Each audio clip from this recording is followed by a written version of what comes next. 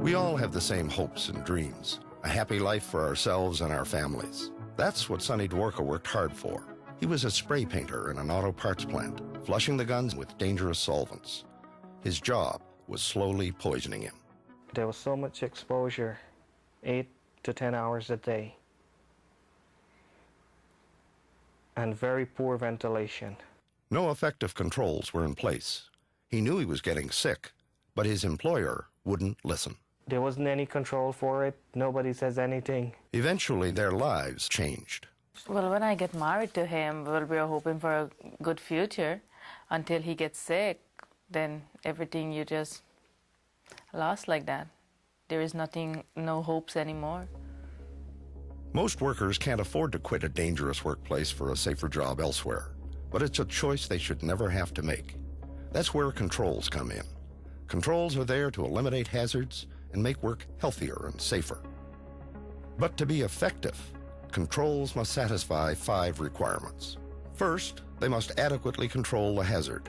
All hazards must be eliminated, from toxins in the air to harsh noise levels to repetitive work that causes injuries over time. Second, controls must allow workers to do their jobs without discomfort or stress. Third, controls must protect every worker who is potentially at risk of being exposed to a hazard.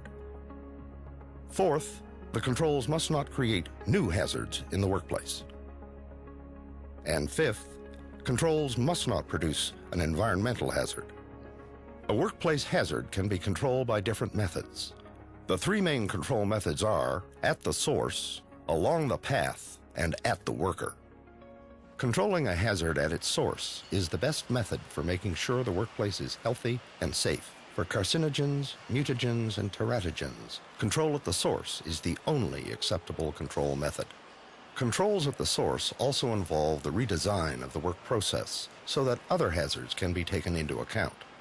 For example, workers who are required to make repetitive movements all day may sustain physical injuries.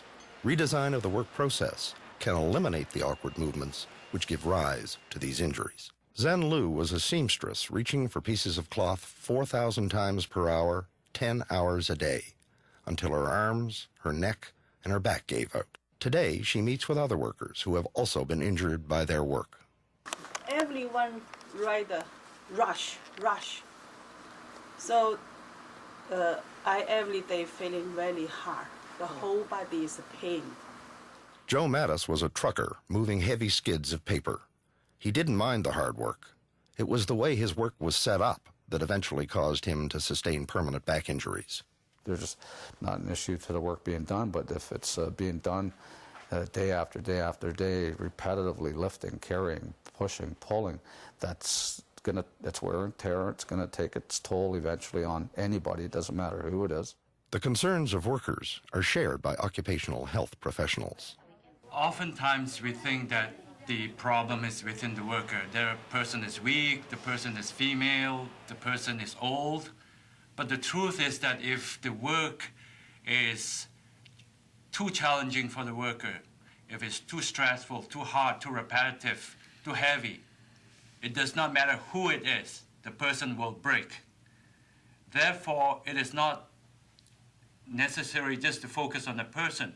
It is very important to focus on the workplace. Control at the source may involve the elimination or substitution of a hazardous substance or the isolation of the worker from the hazard. A new development in substitution strategy is replacing harmful substances with plant-based products. These are known as green alternatives. Nick DiCarlo is with the CAW. The way I look at it is that it's the coming together of both the health and safety concerns and the environmental concerns.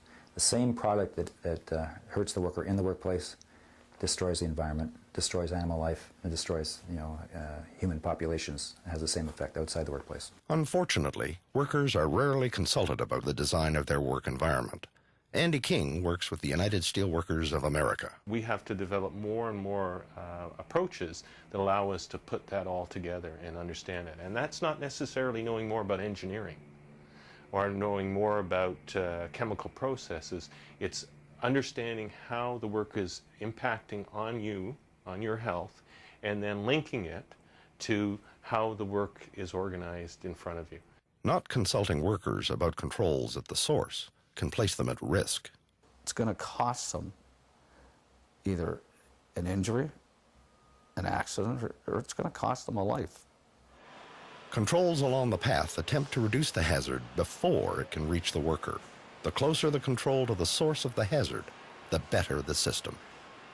Along the path is really a simple concept if you think about it. It's about putting a barrier of some sort between the hazard that you're concerned about and the workers who are at risk because of that hazard. Now that hazard could be a chemical one, so you might create your system so it's completely enclosed so none of the vapors or any of the toxic substance can escape to touch the worker.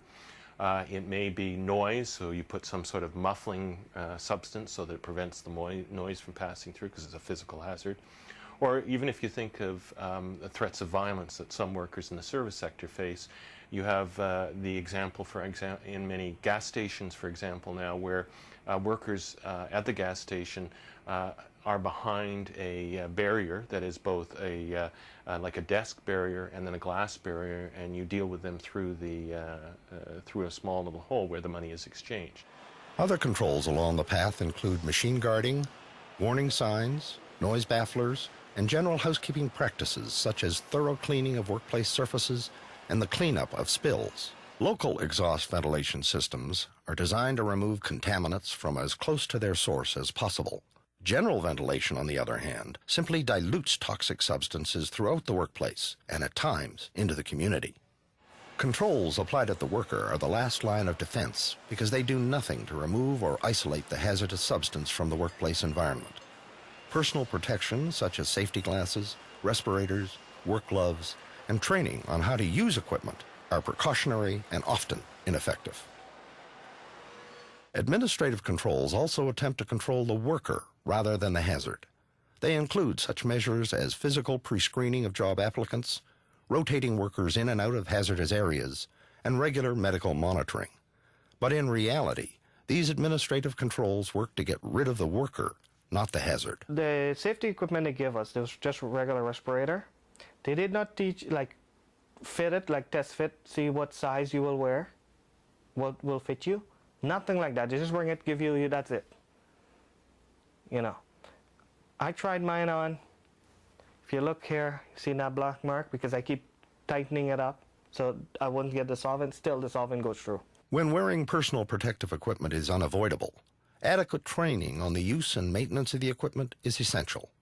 Workers must also understand why personal protection is necessary and what hazards they may be exposed to. Jerry LeBlanc is with the United Steelworkers of America. His job is to help injured workers get compensation and recognition from employers. Many of the injuries he sees are linked closely to poor control measures, especially controls at the worker. You're betting your life that a piece of personal protective equipment is going to save your life. I personally don't want to do that, and I don't want workers doing that because I know it's failed a lot of workers. And it's the same as saying, we'll put a wall up between you and the danger, because we know that's failed.